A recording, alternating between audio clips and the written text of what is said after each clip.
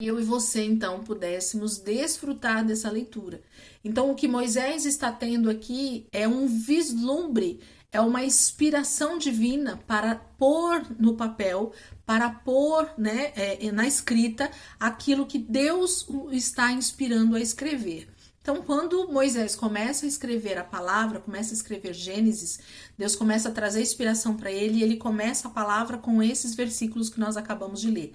Mas é perceptível quando você olha para a Bíblia, quando você olha para esses relatos históricos, e quando você vê o que esses teólogos, o que a história, o que esses homens que estudam a palavra dizem, que a gente consegue compreender um pouco melhor sobre isso. Mas quando você olha para o versículo 1, a gente vê o que? Eu acabei de falar já algumas vezes aqui. No princípio criou Deus os céus e a terra. A pergunta que eu faço para mim mesma quando eu leio esse versículo, e eu faço agora para vocês é: Deus cria alguma coisa em trevas? Deus cria alguma coisa ruim? Deus cria alguma coisa mal? Não. Afirmadamente, não. Eu te afirmo que não. Então, quando a Bíblia está dizendo que Deus criou os céus e a terra, nós podemos ter, então, o entendimento baseado na fé que nós temos de que Deus não cria nada que não seja perfeito, nada que não seja maravilhoso, que quando Deus criou os céus e a terra, eles eram perfeitos, eles eram maravilhosos, eles tinham perfeição em tudo que Deus fez. Mas quando a gente vai para o segundo versículo, para o versículo 2, a gente já se depara com um caos, né? A palavra aqui para o sem forma e vazia, no original, quer dizer um lugar inóspito, né? Eu não vou falar aqui a palavra no original porque eu não me lembro aqui agora, mas o hebraico aqui, o original dessa palavra sem forma e vazia, é um lugar totalmente inabitável. É um lugar que seria impossível o homem habitar. Então, é isso que Deus está vendo na terra. A palavra fala: era a terra sem forma e vazia. Então, no momento em que Deus criou ela, no versículo 1, ela era perfeita, mas alguma coisa aconteceu entre o versículo 1 e o versículo 2 que fez com que a terra se tornasse um lugar inabitável, inóspito, impossível de se viver.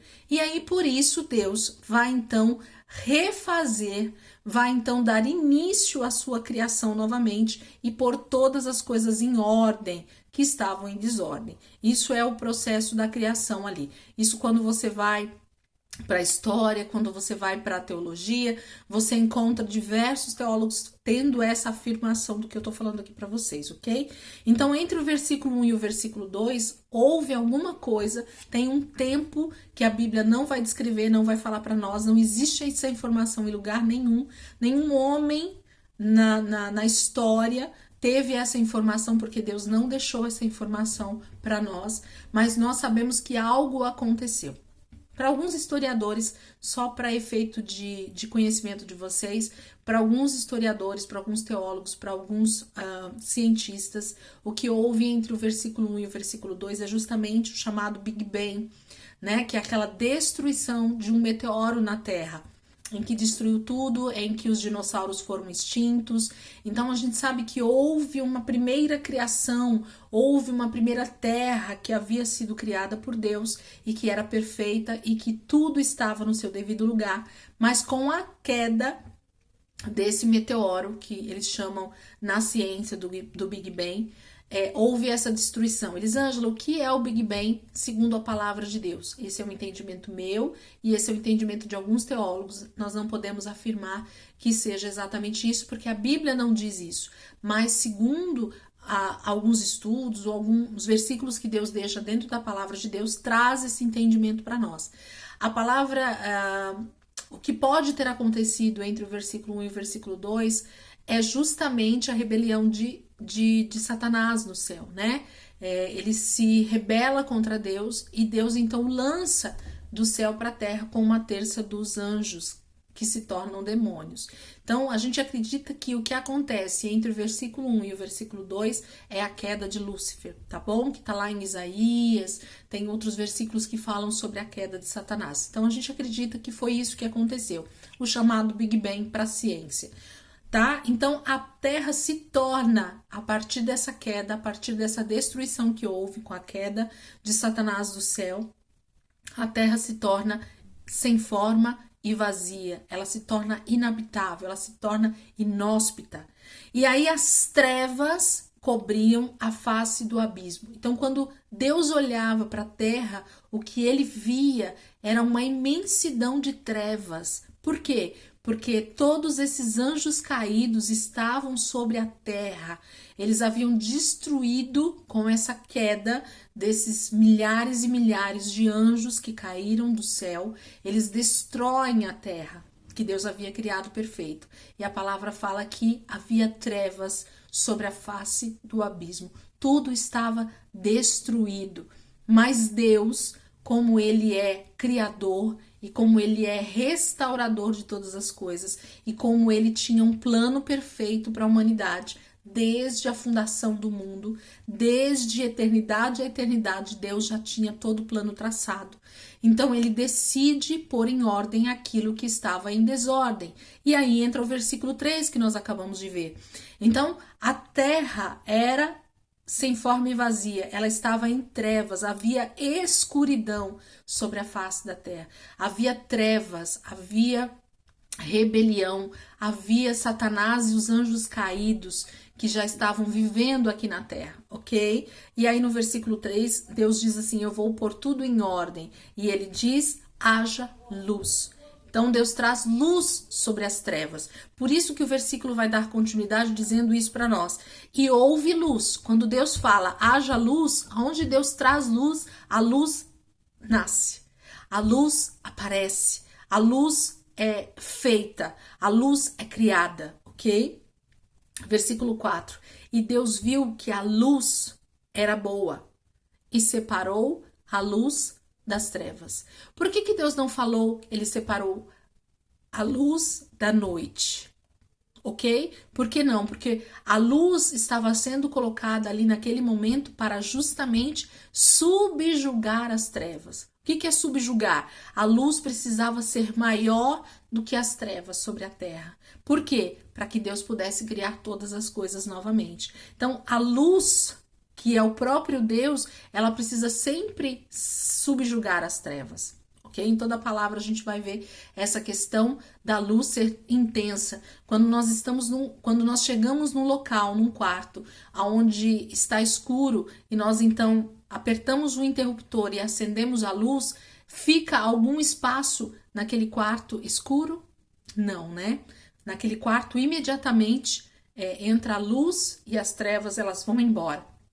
Então, todas as vezes que Deus traz luz a um ambiente, automaticamente as trevas elas vão embora. Então, Deus fala que ele separa, né? Que ele faz uma distinção entre luz e trevas, ok? E ele continua dizendo no versículo 5. E aí Deus chamou, Deus dá um nome, ó. No versículo 5, Deus chama, Deus dá um nome, Deus põe um nome. Para a luz, ele chama de dia. E para as trevas ele chama de noite. Opa! Então isso quer dizer que Deus criou um nome para a luz, ele deu o nome de dia. Então quando a luz nasce, Deus põe o nome da luz de dia. E quando e as trevas que já existiam, Deus dá o nome de noite. Então eu posso entender com esse versículo que tudo que é noite para Deus significa trevas, significa escuridão, significa um oponente a Deus, o oponente da luz, o contrário da luz. E automaticamente eu posso então entender que tudo que Deus, tudo que há luz, tudo que há o próprio Deus chama de dia. Então todas as vezes que dentro da palavra de Deus nós vermos a palavra de Deus falando dia e noite, Deus está trazendo um entendimento para nós desses dois reinos espirituais muito claros. O dia sendo a luz de Deus e a noite sendo as trevas, sendo o inimigo de Deus, sendo Satanás e os seus anjos e os demônios caídos. Então, Deus não vê a noite no sentido literal para nós, que é esse horário a partir das 6 da tarde até o raiar do dia novamente, Deus não vê esse período como um período natural na Terra, porque a Terra não era para ter trevas, não era para ter a noite, vamos dizer assim, para que a gente possa entender. Ok? Então, por isso que entender esse paralelo entre luz e trevas, entre dia e noite, faz com que a gente entenda muitas coisas que Deus está dizendo para nós na palavra de Deus. Então, eu gosto muito de explicar isso nas aulas, de falar sobre isso nas aulas, porque isso traz um entendimento mais robusto, mais completo daquilo que Deus está querendo nos ensinar dentro da palavra de Deus. Então, em diversos versículos, se você for ler, você vai perceber essa distinção que Deus faz entre luz e trevas, entre dia e noite, ok?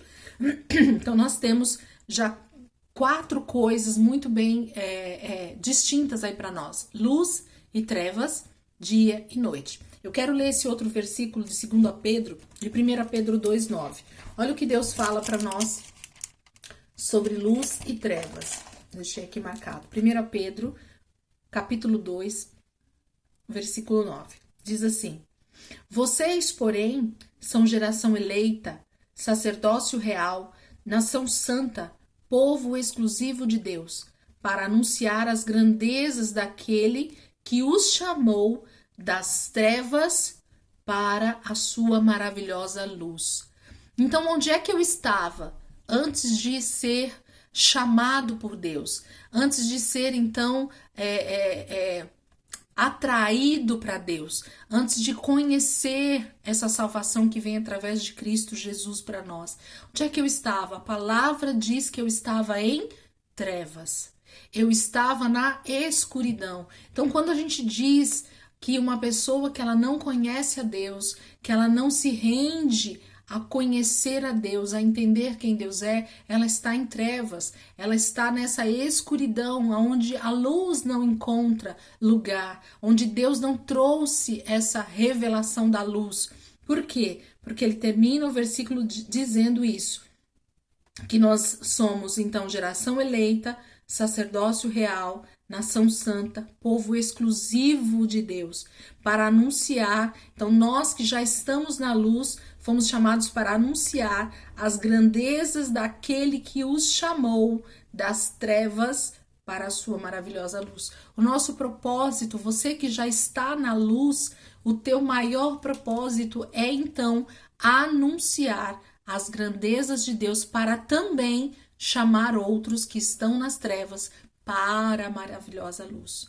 Então, Deus deseja que a humanidade saia desse estado de trevas para a luz. E como que isso acontece? Através do conhecimento de Deus, através de conhecer e entender que nós somos dependentes desse Deus em todas as coisas. Então, eu preciso entender esse propósito para que então eu consiga fazer essa distinção de trevas e luz, de dia e de noite.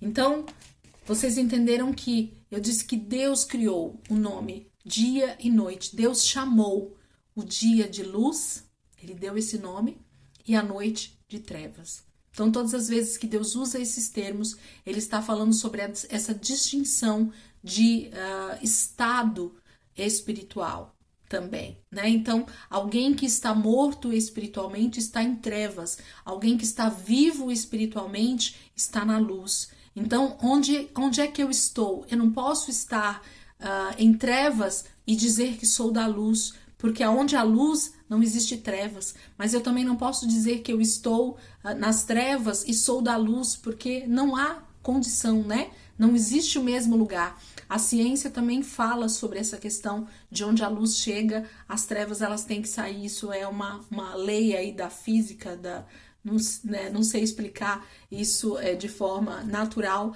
mas a gente sabe que essa lei física existe. Então, o próprio Deus a criou.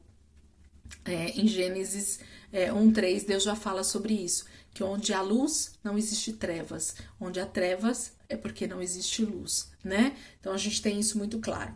Um outro tópico que a gente precisa entender para entender reino físico reino físico e reino espiritual, ou reino espiritual e reino físico, porque ele vem primeiro, é a vida e a morte. Então a gente precisa entender que esses são dois também estados, né, espirituais principalmente. Deus vai trazer relatos, Deus vai trazer palavras e versículos e entendimento para nós dentro da palavra que fala disso como um estado espiritual, como uma situação que o homem se encontra principalmente.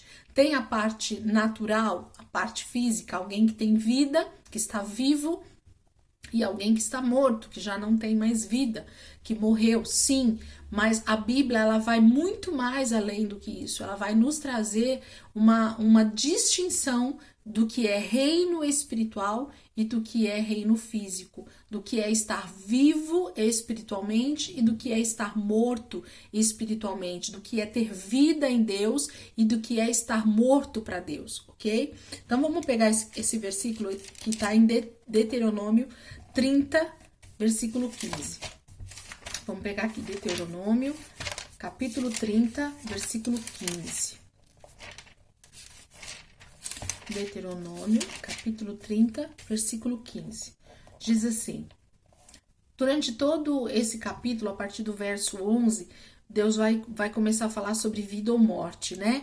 E a gente vai entrar então aqui no versículo 15. E a gente vai falar também, juntamente com essa questão da vida e da morte, a gente entra num outro tópico que eu coloquei aqui para nós também, que é igual a luz e trevas, o dia e a noite, tá? Tá muito interligado isso. Então, na vida e na morte estão atrelados também a bênção e a maldição. O que é que nós entendemos como bênção e maldição? O que Deus, na sua palavra, traz? Qual é o entendimento do reino físico e do reino espiritual sobre isso? Então, tanto a vida quanto a morte estão também atrelados à bênção e à maldição, ok? Então, diz assim, versículo 15. Vejam que hoje ponho, Deuteronômio 30, versículo 15, tá? Vejam que hoje ponho diante de vocês vida e prosperidade, ou morte e destruição. Pois hoje ordeno a vocês que amem o Senhor, o seu Deus, e andem nos seus caminhos, e guardem os seus mandamentos, decretos e ordenanças. Então vocês terão vida e aumentarão em número, e o Senhor, o seu Deus, os abençoará na terra em que vocês estão entrando para dela tomar posse. Continuando, se todavia o seu coração se desviar e vocês não forem obedientes e se deixarem levar, prostrando-se diante de outros deuses para adorá-los, eu hoje declaro a vocês que, sem dúvida, vocês serão destruídos. Vocês não viverão muito tempo na terra em que vão entrar e da qual vão tomar posse, depois de atravessarem o Jordão. Hoje invoco os céus e a terra como testemunhas contra vocês, de que coloquei diante de vocês a vida e a morte, a bênção e a maldição. Agora escolham a vida, para que vocês e os seus filhos vivam, e para que vocês amem o Senhor, o seu Deus, ouçam a sua voz e se apeguem firmemente a Ele, pois o Senhor é a sua vida, e Ele dará a vocês muitos anos na terra que jurou dar aos seus antepassados, Abraão, Isaque e Jacó. Se você precisar, pare o vídeo um pouquinho e leia novamente essa passagem. Mas Deus deixa claro, muito claro para nós, de que Ele, o próprio Deus, está dando essa opção, está dando essa direção para nós, de que existem dois caminhos extremamente distintos, extremamente separados, mas muito perceptível, dá para ter noção disso, né? Eu não vou errar se eu não quiser errar. Okay? Por quê? Porque a distinção existe e Deus deixou isso escrito para nós para que justamente ficasse como um alerta, como um conselho. Então Deus disse assim: eu ponho diante de vocês dois caminhos, a vida e a morte, ok? Então existem, mais uma vez, um paralelo espiritual aqui descrito para nós em Deuteronômio 30, que fala que Deus coloca dois caminhos um paralelo entre dois destinos, né? Da vida ou da morte, da bênção e da maldição. E isso está atrelado exatamente a esses dois paralelos que Deus coloca. Se eu andar na vida que diz respeito à obediência a Deus, aos seus decretos, aquilo que Deus determinou para o homem, porque foi Ele que criou o homem, então Ele sabe o que é melhor para nós. Não cabe a nós discutirmos isso aqui agora, porque não tem a ver com a aula. O que eu quero mostrar para vocês é esse paralelo do reino espiritual. Mas a gente sabe como cristãos que a palavra de Deus é nosso manual. Então, se eu obedecer a Deus e os seus mandamentos e os seus decretos, a palavra de Deus diz que eu vou ter vida e prosperidade. Então, em tudo nos meus dias, eu vou ser uma pessoa próspera, eu vou ser alguém que é abençoada por Deus por causa dessa obediência. E eu estarei num caminho de vida. Então, esse é o primeiro caminho. E Deus coloca dizendo que existe um outro caminho, que eu também posso trilhar ele, caminhar por ele, mas esse caminho não é aquele que Deus escolheu para mim. É um caminho que eu vou escolher por conta própria. É um caminho de maldição, é um caminho de morte, onde existe o quê? Exatamente a desobediência, exatamente ir contrariamente à vontade de Deus. E automaticamente a gente percebe que existe essa questão das trevas, inclusive, né? Da ação das trevas em tudo isso. Então, quando a gente pensa em morte, a gente sempre vai pensar na cor preta, a gente sempre pensa na noite, a gente sempre pensa em tudo que é, né, relacionado às trevas. Então, Deus, mais uma vez, coloca esse paralelo espiritual e ao mesmo tempo físico, porque lembra, desde o início da aula eu tenho falado para vocês, pensem sempre que Deus está pondo tanto um exemplo físico, natural para nós, mas ele trata automaticamente de algo espiritual. Então, quando eu falo de vida com Deus, eu estou falando de viver de acordo com a palavra de Deus. E viver de acordo com a palavra de Deus tem a ver com a minha vida espiritual estar bem, a minha vida espiritual estar caminhando com Deus, eu ter relacionamento com Deus. Isso fala de uma vida abundante em Deus, uma vida próspera em Deus, uma vida que vai ter vida eterna, uma vida que vai estar vivo eternamente com Deus. Ao mesmo tempo, esse paralelo que a Bíblia faz e que Deus deixa para nós sobre morte, sobre maldição, sobre morrer espiritualmente, não ter vida eterna, mas uma morte eterna, viver atribulado para toda a eternidade, né, no lago de fogo e enxofre, que foi preparado somente para o diabo e seus anjos. Então, quando a palavra traz esses dois paralelos, ela fala justamente que existem dois tipos de situações que o homem pode viver e escolher. E mais uma vez fala sobre reino espiritual e reino físico. Deus sempre vai dar exemplos físicos para nos mostrar o que é que acontece no reino espiritual também. Você decide estar vivo espiritualmente ou você decide estar morto espiritualmente? O que isso me diz? Eu desejo obedecer a Deus ou eu desejo não obedecer a Deus? É isso que está atrelado à vida e morte, à bênção e maldição.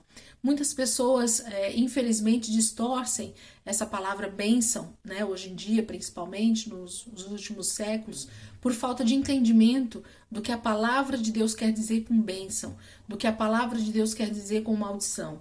Também não vou entrar aqui porque senão a gente perderia muito tempo para falar sobre esse assunto, mas a gente pode tratar isso numa outra aula. Mas o que eu quero dizer é que quando Deus fala sobre bênção, quando Deus fala sobre maldição, Deus está falando da sua palavra se cumprir por completo em nós. Assim como o contrário também é verdadeiro. Quando Deus fala de maldição, é a palavra de Deus se cumprindo de forma contrária à vontade de Deus para nós. Então é como se Deus dissesse assim: eu quero que tudo que eu decretei como bênção se concretize na tua vida. E eu não quero que você me desobedeça, porque eu também, senão, vou ter que cumprir toda a maldição que eu deixei escrito na minha palavra como consequência do pecado. Então, Deus deixa sempre um paralelo muito claro para nós disso também na palavra de Deus. Um outro exemplo prático aí a gente até entra, eu falo até na questão física mesmo, né? Ou no natural humano, para a gente entender essa questão do reino físico e do reino espiritual, é o exemplo de Caim e Abel. Vamos pegar lá Gênesis 4, versículo 3. Volta um pouquinho lá para o início. Gênesis 4, versículo 3. Gênesis 4, versículo 3. Diz assim: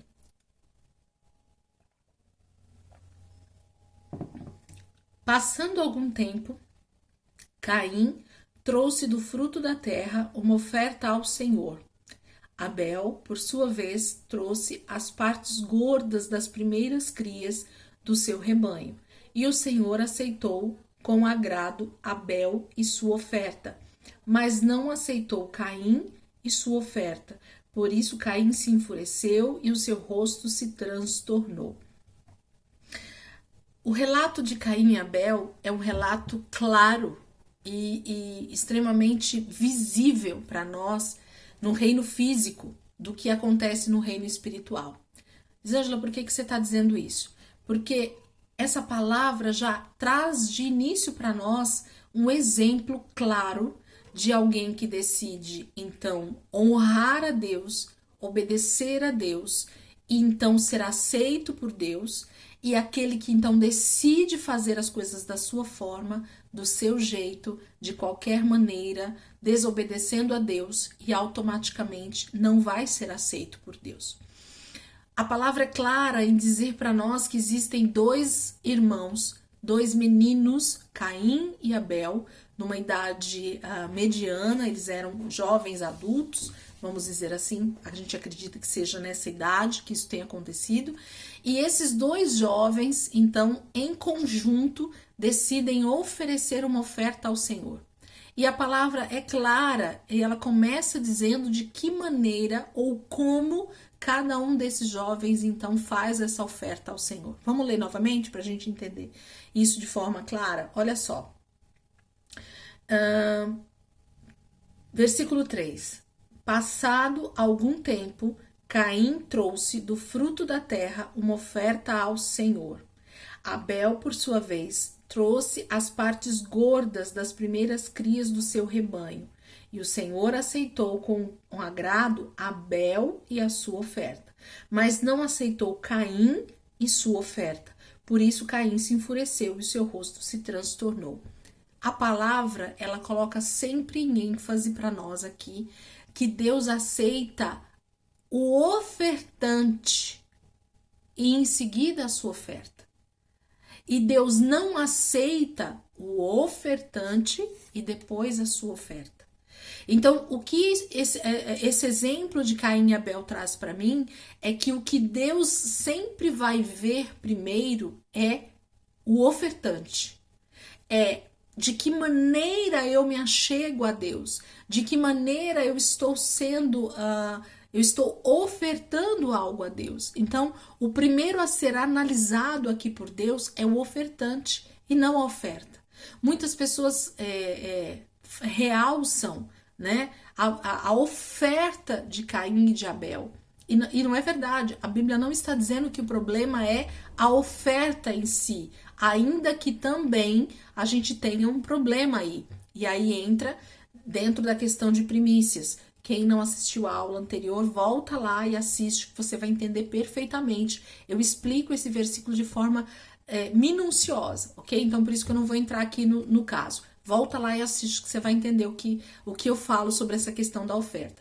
Mas a análise de Deus aqui, o comparativo de reino espiritual e reino físico, de atitudes de pessoas que estão dispostas a obedecer e aqueles que não estão dispostos a obedecer, está justamente no ofertante. Então, a grande questão aqui nesse versículo de Caim e Abel, na vida desses dois irmãos, é justamente eles. É quem é Caim e quem é Abel.